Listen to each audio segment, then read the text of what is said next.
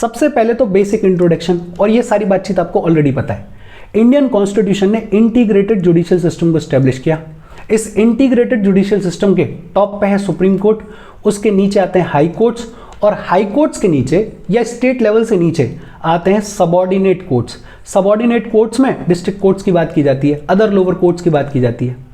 लक्ष्मीकांत में अलग से चैप्टर है सबऑर्डिनेट कोर्ट्स को लेकर, जब वो चैप्टर आएगा तो वहाँ डिटेल में बात करेंगे सबऑर्डिनेट कोर्ट्स के बारे में। फिलहाल के लिए बेसिक जानकारी कि इंडियन कॉन्स्टिट्यूशन ने इंटीग्रेटेड जुडिशियल सिस्टम को स्टैब्लिश किया, जिसके टॉप पे सुप्रीम कोर्ट है, नीचे हाई कोर्ट्स आते हैं और उसके नीचे सबऑर्डिनेट कोर्ट्स आते हैं। और ये जो सिंगल सिस्टम ऑफ कोर्ट्स है जो हमारे कंट्री ने, हमारे कॉन्स्टिट्यूशन ने अडॉप्ट किया, इसको अडॉप्ट किया गया from government of India act 1935। कहाँ से अडॉप्ट किया गया? गवर्नमेंट ऑफ इंडिया एक्ट 1935 से।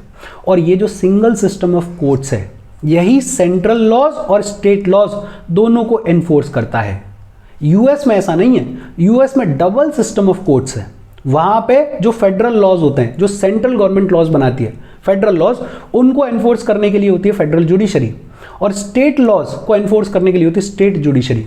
मतलब फेडरल लॉज के लिए अलग जुडिशरी, स्टेट लॉज के लिए अलग जुडिशरी। हमारे यहाँ पे ऐसा नहीं है, हमारे यहाँ पे सिंगल सिस्टम ऑफ कोर्ट्स है। यही single system of courts central laws और स्टेट लॉज दोनों को एनफोर्स करता है, और इसको अडॉप्ट किया गया गवर्नमेंट ऑफ इंडिया एक्ट 1935 से।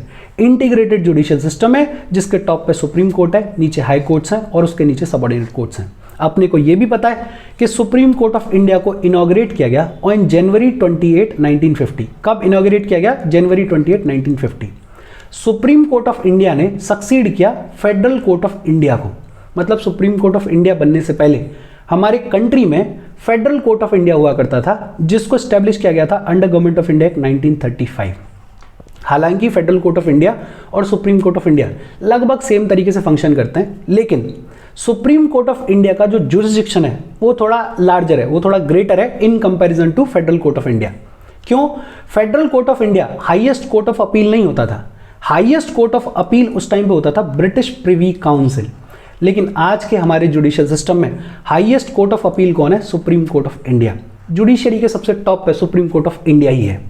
सुप्रीम कोर्ट ऑफ इंडिया की बातचीत करता है हमारे कॉन्स्टिट्यूशन के आर्टिकल्स 124 से लेकर 147 तक में। पार्ट 5 में ये सारी बातचीत की गई है। कौन से पार्ट में की गई? पार्ट 5 में, आर्टिकल्स 124 से लेकर आर्टिकल 147 तक में।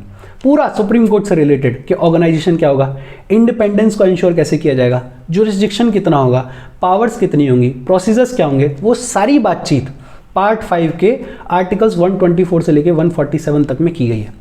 Parliament is also authorised to regulate them. जैसे सुप्रीम कोर्ट का अगर जुरिस्डिक्शन एनलार्ज करना है तो वो कौन कर सकता है? पार्लियामेंट। मतलब पार्लियामेंट को भी सुप्रीम कोर्ट के कॉन्टेक्स्ट में कुछ पावर्स दी गई हैं। वो पावर्स क्या हैं वो अपन आगे चलते हुए पढ़ेंगे। बेसिक बातचीत की अभी तक अपन ने। अब है बेहद इंपॉर्टेंट टॉपिक, और वो है कंपोजिशन एंड अपॉइंटमेंट, कि सुप्रीम कोर्ट ऑफ इंडिया का कंपोजिशन क्या है, और बेहद इंपॉर्टेंट कि जजेस को अपॉइंट कैसे किया जाता है। देखो, हमारे कॉन्स्टिट्यूशन में एक आर्टिकल है आर्टिकल 124, और आर्टिकल 124 का क्लॉज 1 बड़ा सिंपली कहता है there shall be a supreme court of India, कि सुप्रीम कोर्ट ऑफ इंडिया होना चाहिए। और इस सुप्रीम कोर्ट ऑफ इंडिया में कौन कौन होगा? कह रहा है consisting of chief justice of India, कि एक तो होना चाहिए इसमें chief justice of India, and until parliament by law prescribes a larger number not more than 7 other जजेस। ये कह रहे हैं कि पार्लियामेंट अगर कानून बना के नंबर को बढ़ा दे तो अलग बात है, otherwise chief justice of India के साथ में 7 से ज्यादा अदर जजेस नहीं होने चाहिए। ये कहा गया ओरिजिनली आर्टिकल 124 के क्लॉज 1 में। अब पार्लियामेंट को पावर दे दी गई थी, और केसेस का जैसे जैसे बर्डन बढ़ने लगा तो पार्लियामेंट ने अपनी पावर को एक्सरसाइज करना शुरू किया, और इस 7 अदर जजेस के नंबर को बढ़ाना शुरू किया। आज की डेट में हमारे सुप्रीम कोर्ट ऑफ इंडिया में 34 जजेस हैं, जिनमें से एक है चीफ जस्टिस ऑफ इंडिया और बाकी के 33 अदर जजेस हैं। कोई दिक्कत ही नहीं है इसमें। सुप्रीम कोर्ट से रिलेटेड पार्लियामेंट एक एक्ट लेकर आया, सुप्रीम कोर्ट नंबर ऑफ जजेस अमेंडमेंट एक्ट 2019, और इसके थ्रू नंबर बढ़ा के कितना कर दिया गया? 34 जजेस। 2019 ये जो एक्ट लाया गया, उससे पहले तक सुप्रीम कोर्ट के जजेस का नंबर हुआ करता था 31, including chief justice of India. मतलब पहले 7 था ओरिजिनली, फिर 10 किया गया, फिर और बढ़ाया गया, फिर 25 किया गया, फिर और बढ़ाया गया, फिर 31 किया गया। ये नंबर बढ़ते बढ़ते आज की डेट में हमारे सुप्रीम कोर्ट ऑफ इंडिया में 34 जजेस हैं, including the chief justice of India. ये तो बड़ा सिंपल सा क्लॉज है आर्टिकल 124 का, कोई दिक्कत ही नहीं है। जो कंट्रोवर्सी है वो यहां है आर्टिकल 124 के क्लॉज 2 में। और क्या कहता है? जजेस of supreme court, supreme court के जजेस को अपॉइंट कौन करेगा? प्रेसिडेंट करेंगे। एक तो ये इंपॉर्टेंट, ये ध्यान रखा जाए कि सुप्रीम कोर्ट के जजेस को कौन अपॉइंट करता है? प्रेसिडेंट करते हैं। क्या लिखा हुआ है कि चीफ जस्टिस ऑफ इंडिया को अपॉइंट करेंगे प्रेसिडेंट आफ्टर कंसल्टेशन, और ये बेहद इंपॉर्टेंट है, आफ्टर कंसल्टेशन विद सच जजेस of supreme court and high court as he deems necessary. कि चीफ जस्टिस ऑफ इंडिया को प्रेसिडेंट अपॉइंट करेंगे ऐसे सुप्रीम कोर्ट के या हाई कोर्ट के जजेस से कंसल्टेशन करने के बाद जो प्रेसिडेंट को ठीक लगता है। कंसल्टेशन करने के बाद, ये जो कंसल्टेशन टर्म है यही पूरे विवाद की जड़ है, अपन समझेंगे क्यों। फिर आगे ये कहा गया कि अदर जजेस, चीफ जस्टिस ऑफ इंडिया के अलावा अदर जजेस को अपॉइंट कौन करेंगे? प्रेसिडेंट करेंगे after consultation with chief justice of India and such other जजेस of supreme court and high court as he deems necessary. कि जो अदर जजेस हैं उनको भी अपॉइंट कौन करेंगे? प्रेसिडेंट, लेकिन किसके कंसल्टेशन के बाद? Chief justice of India plus supreme court high court के ऐसे जजेस जो कि प्रेसिडेंट को लगता है कि कंसल्ट करने के लिए जरूरी है।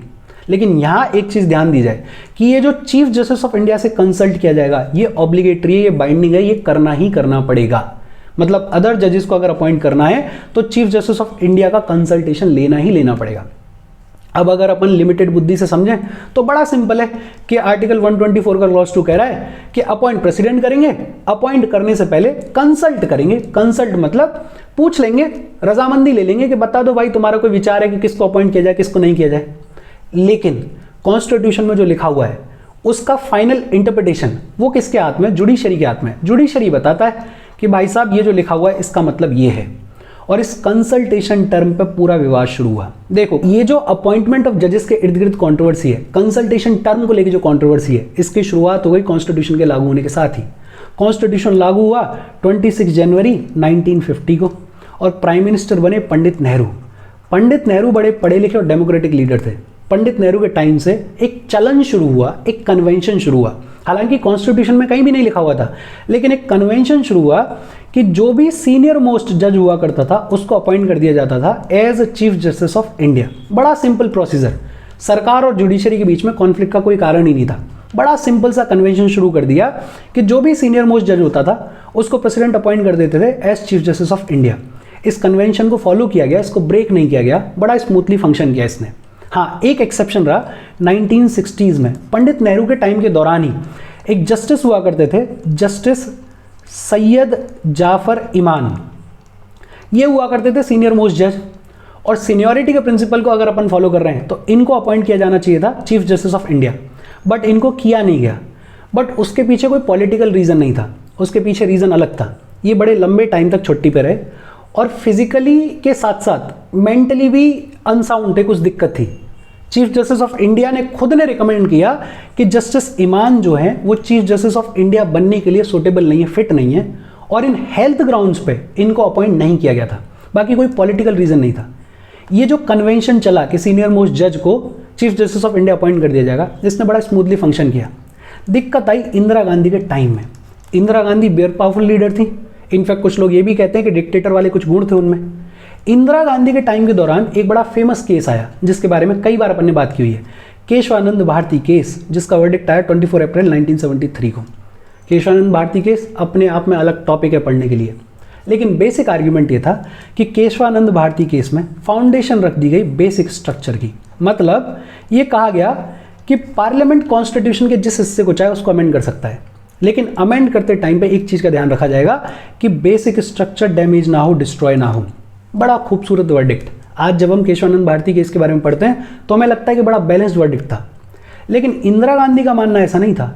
इंदिरा गांधी को ये लग रहा था कि जुडिशरी ने इंदिरा गांधी और उनकी गवर्नमेंट की कॉन्स्टिट्यूशन को अमेंड करने की पावर्स को लिमिट किया है, उनकी पावर्स को कंस्ट्रेंट करने की कोशिश की है। और ये अपने को पता ही है कि केशवानंद भारती केस में 13 जजेस की बेंच थी और ये वर्डिक्ट आया था 7:6। मतलब 7 जजेस ऐसे थे जो कि बेसिक स्ट्रक्चर के फेवर में थे, 6 जजेस ऐसे थे जो कि ये कह रहे थे कि बेसिक स्ट्रक्चर नाम की कोई चीज़ होती ही नहीं है।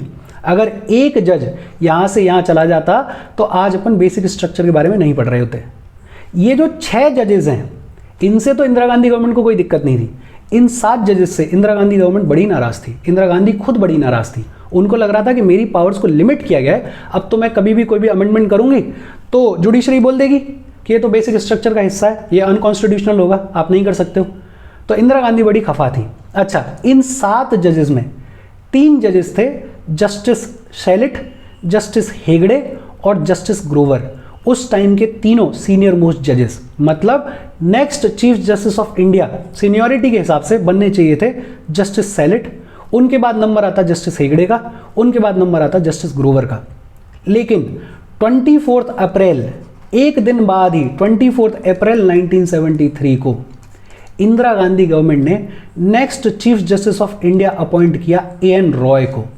ये जो 3 ऊपर वाले सीनियर मोस्ट जज थे, ये केशवानंद भारती के केस में इन 7 जजेस का हिस्सा थे जो कि बेसिक स्ट्रक्चर की बात कर रहे थे, जिन्होंने बेसिक स्ट्रक्चर की फाउंडेशन रखी। ये जो एएन रॉय हैं, जिनको अपॉइंट किया गया as chief justice of India, ये इन 6 जजेस में से एक जज थे। मतलब सीधा सीधा अपने को समझ में आ रहा है कि ये हो रहा है पॉलिटिसाइजेशन। राजनीति की वजह से इन 3 सीनियर मोस्ट जजेस को chief justice of India appoint नहीं किया गया। बात यहीं नहीं रुकी, बात आगे चली। फिर एक केस आया ADM Jabalpur versus Shivkant Shukla case. इसी को हेबियस कॉर्पस केस भी बोलते हैं। देखो, इंदिरा गांधी गवर्नमेंट ने इमरजेंसी लगा दी थी 25 जून 1975 को, और ये भी मतलब बड़ा पढ़ने का विषय है अपने आप में। हमारे जुडिशरी पे एक तरीके से ब्लैक स्पॉट है। लोग कहते हैं कि कितना ही गंदा खराब वर्डिक्ट दे दिया।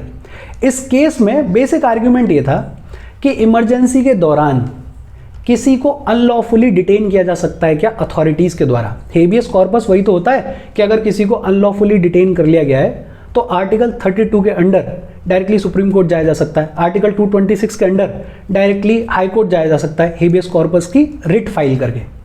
ये सवाल पूछा गया था कि इमरजेंसी के दौरान क्या किसी इंसान को अथॉरिटीज़ अनलॉफुली डिटेन कर सकती हैं क्या। इसमें वर्डिक्ट आया, 5 जजेस की बेंच थी, 4 लोगों ने कहा, 4 जजेस ने कहा कि हाँ कर सकते हैं। एक जज ऐसे थे जिन्होंने बोला कि नहीं, चाहे कुछ भी हो, चाहे इमरजेंसी क्यों ना हो, लेकिन राइट टू लाइफ है, आप किसी को अनलॉफुली डिटेन नहीं कर सकते हो। और ये जो एक जस्टिस थे वो थे जस्टिस एचआर खन्ना। और एचआर खन्ना उस टाइम के सीनियर मोस्ट जज थे, मतलब जो next chief justice of India बनने चाहिए थे सीनियरिटी के प्रिंसिपल के हिसाब से, वो होने चाहिए थे एचआर खन्ना। लेकिन मैडम गांधी की गवर्नमेंट ने एचआर खन्ना को chief justice of India appoint ना करने की जगह पे उनसे जो नीचे थे एमयू वेग, उनको अपॉइंट कर दिया। यहाँ भी अपने को दिख रहा है पॉलिटिसाइजेशन है, मतलब राजनीति हो रही है, पॉलिटिकल इंटरफेरेंस हो रहा है, सीनियरिटी वाले प्रिंसिपल को फॉलो नहीं किया जा रहा। वो प्रिंसिपल जो अब तक ठीक ठाक स्मूथली फंक्शन कर रहा था उसको फॉलो नहीं किया जा रहा। और यहाँ से शुरुआत हुई डिबेट की, डिस्कशन की कि भाई जुडिशरी इंडिपेंडेंट रहनी चाहिए, पॉलिटिसाइजेशन नहीं होना चाहिए, अपने पॉलिटिक्स अपने आइडियोलॉजी के चलते किसी जज को हटाना नहीं चाहिए, जो है प्रोसीजर उसको फॉलो करो। फिर इस कंट्रोवर्शियल बैकग्राउंड में कोर्ट के सामने एक केस आया जिसको अपन पॉपुलरली जानते हैं फर्स्ट जजेस केस के नाम से। हालांकि इसका एक्चुअल नाम है SP Gupta versus union of India 1981 case, but popularly first जजेस केस के नाम से जानते हैं। और इस केस में ये आर्ग्यू किया गया कि ये जो टर्म है कंसल्टेशन, अभी अपन पढ़ के आए आर्टिकल 124 के क्लॉज 2 में कहा गया है कि अदर जजेस को अपॉइंट करेंगे प्रेसिडेंट, लेकिन प्रेसिडेंट अपॉइंट करने से पहले कंसल्ट करेंगे चीफ जस्टिस ऑफ इंडिया से और सुप्रीम कोर्ट और हाई कोर्ट के ऐसे जजेस से जो उनको ठीक लगते हैं। लेकिन अपन ने ये भी देखा कि चीफ जस्टिस ऑफ इंडिया से कंसल्ट करना ऑब्लिगेटरी है, मतलब चीफ जस्टिस ऑफ इंडिया से कंसल्ट करना ही करना पड़ेगा। फर्स्ट जजेस केस में ये आर्ग्यू किया गया कि ये जो कंसल्टेशन टर्म है इसका सिर्फ मतलब ये नहीं है कि सलाह देना, इसका मतलब है कॉन्करेंस। कॉन्करेंस का मतलब एग्रीमेंट, मतलब चीफ जस्टिस ऑफ इंडिया जो भी सलाह देंगे वो प्रेसिडेंट को माननी ही माननी पड़ेगी, वो प्रेसिडेंट के ऊपर बाइंडिंग है। ये आर्ग्यू किया गया फर्स्ट जजेस केस में। लेकिन कोर्ट ने ये कहा कि consultation does not mean concurrence, कि कंसल्टेशन का मतलब कॉन्करेंस नहीं है। सलाह देने का मतलब ये नहीं है कि एग्रीमेंट में होने चाहिए, मतलब ये नहीं है कि वो सलाह प्रेसिडेंट के ऊपर बाइंडिंग होगी। It is मियर exchange of views, बस प्रेसिडेंट आपसे सलाह मांग रहे हैं, ये व्यूज़ का एक्सचेंज है। वो जो सलाह आपने दी वो प्रेसिडेंट के ऊपर बाइंडिंग नहीं है। मतलब अब तक जजेस को अपॉइंट करने की पावर किसके पास में? प्रेसिडेंट के पास में है, या फिर ये कह दें कि पावर किसके पास में? Council of ministers headed by prime minister के पास में है। ये चलता रहा। फिर कोर्ट के सामने एक और केस आया जिसे अपन पॉपुलरली बोलते हैं सेकंड जजेस केस 1993। जिसका एक्चुअल नाम है supreme court advocates on record association versus union of India, लेकिन पॉपुलरली जानते हैं सेकंड जजेस केस के नाम से। और इस सेकंड जजेस केस में सुप्रीम कोर्ट ने अपना जो अर्लियर ओपिनियन था कि consultation does not mean concurrence, इसको रिवर्स कर दिया और अब सुप्रीम कोर्ट ने ये कहा कि कंसल्टेशन मीन्स कॉन्करेंस, मतलब ये जो सलाह दी जा रही है इसका मतलब कॉन्करेंस है, इसका मतलब एग्रीमेंट है, मतलब जो भी सलाह दी जाएगी वो प्रेसिडेंट के ऊपर बाइंडिंग है। Advice tendered by the chief justice of India is binding on the president. President को चीफ जस्टिस ऑफ इंडिया जो भी सलाह देंगे वो सलाह प्रेसिडेंट को माननी ही माननी पड़ेगी। इसका एक मतलब ये हुआ कि कल तक अपॉइंट करने की जो पावर प्रेसिडेंट के पास में थी, या कल तक जजेस को अपॉइंट करने की पावर जो council of ministers headed by prime minister के पास में थी, अब वो किसके हाथ में आ गई? चीफ जस्टिस ऑफ इंडिया के हाथ में आ गई।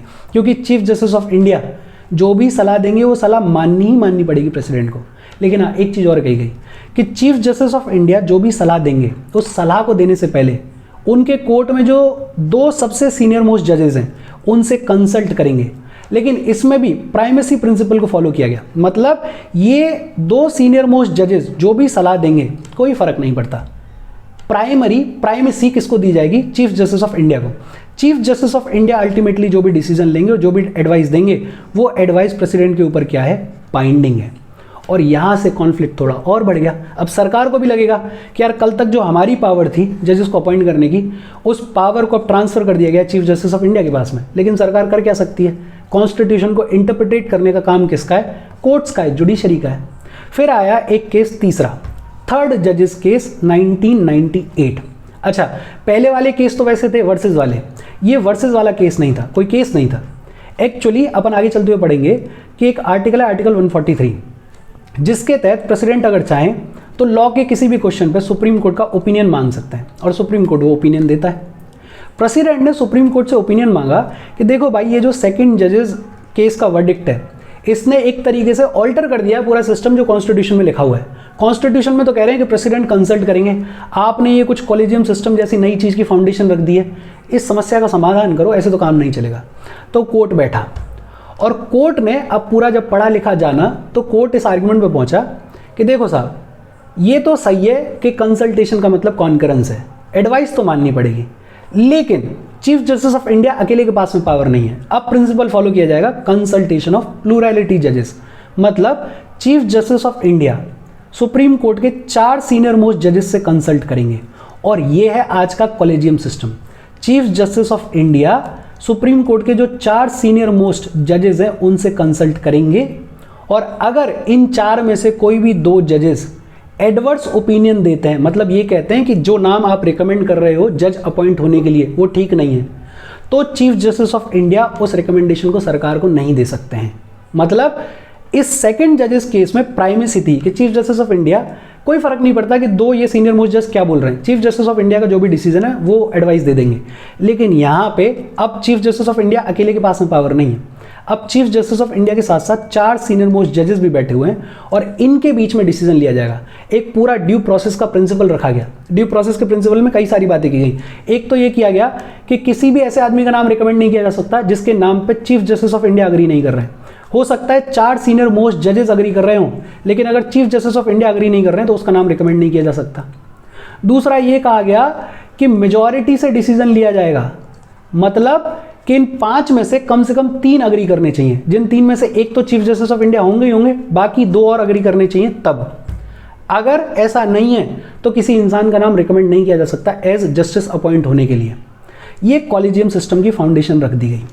कॉलेजियम सिस्टम की फाउंडेशन क्या, पूरा कॉलेजियम सिस्टम ही यही है। लेकिन सरकार कैसे माने? पूरी दुनिया में इकलौता हमारा जुडिशियल सिस्टम है जहां जजेस का अपॉइंटमेंट जुडिशरी के ही हाथ में है। जैसे यूएस में ऐसा नहीं है। यूएस में नाम रिकमेंड किया जाता है, फिर सीनेट के पास भेजा जाता है, सीनेट उसको 2/3 मेजॉरिटी के साथ में पास करती है, तब जाके कहीं कोई जज अपॉइंट होता है। ब्रिटेन में भी नहीं है। ब्रिटेन में एक सिस्टम चलता है जिसे बोलते हैं जुडिशियल अपॉइंटमेंट कमीशन, और वो जुडिशियल अपॉइंटमेंट कमीशन में 15 मेंबर्स होते हैं और उन 15 मेंबर्स में से सिर्फ 3 मेंबर्स जुडिशरी के होते हैं, बाकी अदर फील्ड्स के होते हैं। और ये जुडिशियल अपॉइंटमेंट कमीशन डिसाइड करती है कि जजेस को कैसे अपॉइंट किया जाए, किसको अपॉइंट किया जाए, इनफैक्ट इंटरव्यू वगैरह तक ले लेते हैं। हमारे यहाँ पे इकलौता ऐसा सिस्टम स्टैब्लिश किया गया जिसे अपन कॉलेजियम सिस्टम बोलते हैं, जहाँ पे जुडिशरी खुद अपने जजेस को अपॉइंट कर रही है। सरकार तब तो माइनॉरिटी थी, मतलब उतना मेजॉरिटी की सरकार रही नहीं। जब ये 1998 का वर्डिक्ट आया उसके बाद मनमोहन सिंह की गवर्नमेंट रही, वो भी मेजॉरिटी नहीं थी। पहली बार मेजॉरिटी गवर्नमेंट आई मोदी साहब की, और जब मेजॉरिटी गवर्नमेंट आती है तो फिर वो कोशिश करती है कि यार पावर को वापस लिया जाए। तो जैसे ही मोदी साहब की गवर्नमेंट आई तो एक कॉन्स्टिट्यूशनल अमेंडमेंट एक्ट लाया गया, 99th कॉन्स्टिट्यूशनल अमेंडमेंट एक्ट 2014 में, और इसके थ्रू इस्टेब्लिश किया गया नेशनल जुडिशियल अपॉइंटमेंट्स कमीशन को 2014 में। और कहा गया कि एक तो आर्टिकल 124A ऐड किया गया, 124B ऐड किया गया, 124C ऐड किया गया, और इसके थ्रू कहा गया कि ये जो जजेस का अपॉइंटमेंट हो रहा है उसके लिए एक नई बॉडी बनाई जा रही है जिसका नाम है नेशनल जुडिशियल अपॉइंटमेंट्स कमीशन। ये 6 मेंबर की बॉडी थी। ये 6 मेंबर की बॉडी में एक चीफ जस्टिस ऑफ इंडिया थे, फिर 2 सीनियर मोस्ट जज जो भी थे सुप्रीम कोर्ट के वो होंगे, इसके अलावा जो हमारे लॉ मिनिस्टर होंगे वो होंगे, और उसके अलावा 2 एमिनेंट पर्सन्स होंगे, 2 पढ़े लिखे लोग होंगे। ये एमिनेंट पर्सन्स को कैसे चूज किया जाएगा, उसके लिए भी एक 3 मेंबर की कमेटी बनाई गई। इस 3 मेंबर की कमेटी में एक चीफ जस्टिस ऑफ इंडिया होंगे, उसके अलावा प्राइम मिनिस्टर होंगे, उसके अलावा लीडर ऑफ अपोजिशन होंगे। प्राइम मिनिस्टर होंगे या लॉ मिनिस्टर होंगे एक बार कंफर्म कर लेना, मेरे को ठीक से याद नहीं है, लेकिन उतना डिटेल में जाने की जरूरत नहीं है क्योंकि अभी अपन आगे देख रहे हैं। तो सरकार ने बोला कि अब से जो अपॉइंटमेंट है वो कैसे होगा, नेशनल जुडिशियल अपॉइंटमेंट्स कमीशन के थ्रू। ये लाई गई इस कॉलेजियम सिस्टम को रिप्लेस करने के लिए। लेकिन फिर कोर्ट बैठा और एक 5 जजेस की बेंच बैठी, और उस 5 जजेस की बेंच ने बोला कि ये जो 99th कॉन्स्टिट्यूशनल अमेंडमेंट एक्ट है और ये नेशनल जुडिशियल अपॉइंटमेंट कमीशन है, ये दोनों ही अनकॉन्स्टिट्यूशनल हैं और इन दोनों को नलीफाई किया जाए। क्यों? क्योंकि ये जुडिशरी के इंडिपेंडेंस को थ्रेट है, और इस केस को अपन बोलते हैं 4th जजेस केस ऑफ 2015। आज की डेट में सिस्टम ये है कि इस नेशनल जुडिशियल अपॉइंटमेंट्स कमीशन को अनकॉन्स्टिट्यूशनल डिक्लेयर कर दिया गया है, वॉइड डिक्लेयर कर दिया गया है, और आज तक भी अपॉइंटमेंट कैसे होता है, कॉलेजियम सिस्टम के थ्रू होता है। मैं चाहता हूं कि कॉलेजियम सिस्टम के बारे में आप थोड़ा और पढ़ो, देखो कि इसके अराउंड क्रिटिसिज्म क्या है। जैसे एक क्रिटिसिज्म ये है कि ट्रांसपेरेंसी नहीं है, दूसरा क्रिटिसिज्म ये है कि यहाँ पे नेपोटिज्म चलता है। इनफैक्ट एक रिपोर्ट है जो ये कहती है कि हमारी जो हायर जुडिशरी है, सुप्रीम कोर्ट और हाई कोर्ट, उसमें 90% से ज़्यादा जजेस कुछ चंद फैमिलीज से आते हैं, तो नेपोटिज्म का आरोप है। फिर इस कॉलेजियम सिस्टम की वजह से, इस कॉन्फ्लिक्ट की वजह से सरकार और जुडिशरी के बीच में वैकेंसीज बहुत सारी लेंगे हैं, बहुत सारे क्रिटिसिज्म्स हैं, कुछ सॉल्यूशंस पे भी बात की गई है। तो वो आप पढ़ो, किताब में जितना है अपन ने पढ़ लिया, लेकिन हाँ मैं चाहता हूँ कि आप थोड़ा एक्स्ट्रा एफर्ट डालो और देखो कि क्या क्रिटिसिज्म है, क्या इसका वे फॉरवर्ड हो सकता है, और पूरा एक आंसर प्रिपेयर करो, होपफुली काम आएगा। आज की बातचीत अपनी यहाँ खत्म हो गई। Thank you very much.